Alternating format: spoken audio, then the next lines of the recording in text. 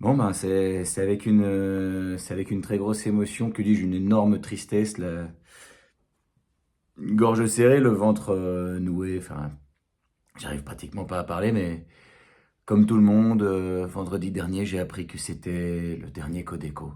Alléluia! Wouh! Ah, c'est la fête, allez tous ensemble. Ce n'est qu'un au revoir, Codécouille. Ce n'est qu'un au revoir. Oui, nous nous reverrons jamais. Ce n'est qu'un au revoir. Ouh, ouh, ouh. Allez, bye bye le Codeco, bye bye les sept nains, bye bye les virologues et bonjour la liberté. Enfin, la liberté, vu le prix de l'essence, on va pas aller bien loin, hein. D'ailleurs, le gouvernement, on se réveille, on fait quelque chose? Merci.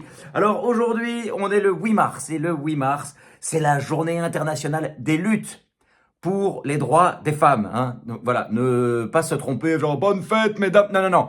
C'est la journée des luttes pour les droits des femmes. Voilà, alors si vous voulez mon avis, je suis pour. Voilà, c'est tout ce que j'ai à dire, hein, sauf qu'il ne faut pas oublier, la journée internationale, c'est aujourd'hui, mais la lutte, c'est tous les jours. Sinon, moi, j'adore décortiquer l'actu. Alors, j'avoue que pour cette chronique, je savais pas trop de quoi, je savais pas de quoi parler. Parce qu'en Belgique, depuis 2 semaines dans les médias, il n'y a plus que deux sujets, hein, la guerre en Ukraine et le retour de Stromae. Bon, bah, moi, comme je suis pas un spécialiste, je vais parler du moins déprimant des deux. La guerre en Ukraine. Attention, attention, j'adore Stromae et perso, je suis hyper content qu'il soit de retour. Mais bon, les médias, est-ce que vraiment il faut faire un article sur Stromae toutes les 3 minutes? Non, non, je ne pense pas. Là, moi, par rapport à Stromae, je me sens comme un canard en période de cavage. Je n'en peux plus, je n'en peux plus. Son album n'était pas encore sorti, que je n'arrivais déjà plus à l'écouter. Enfin bref, l'Ukraine. Alors, avertissement à la team premier degré, ce qui se passe là-bas ne me fait pas rire. Mais bon, je dois reconnaître que dans les situations angoissantes, ma façon d'évacuer, c'est l'humour. Voilà. Voilà, non, vraiment, si un jour la guerre éclate en Belgique, sur le champ de bataille, j'aurais l'air super con. Ouvrez le feu! Vous voulez pas d'abord une bonne blague? Non, parce que sur le champ de bataille, la blague, c'est moi, hein. Vraiment, moi, j'ai été au stand de tir de la foire du Midi, 9 ans de pratique, j'ai jamais ramené une pluche, hein. Bon, en même temps, moi, je suis du genre à fermer les yeux quand je tire, car j'ai peur que ça fasse trop de bruit. Ah, la seule chose que je tue, c'est l'ennui des autres.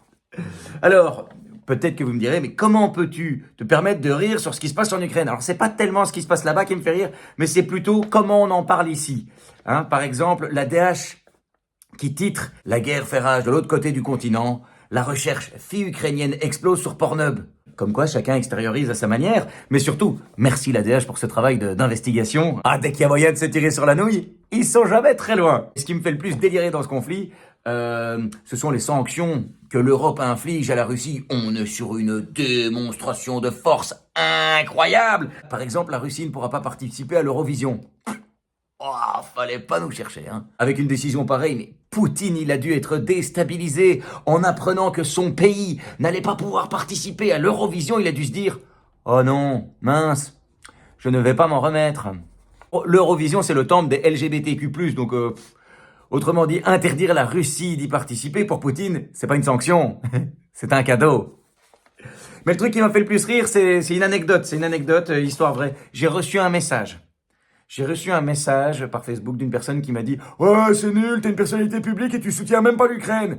Du coup, interpellé, j'ai répondu en envoyant juste un point d'interrogation. La personne m'a répondu «T'as pas mis le drapeau de l'Ukraine sur ta photo de profil?» Oh bah merde. Oh, quel égoïste je suis.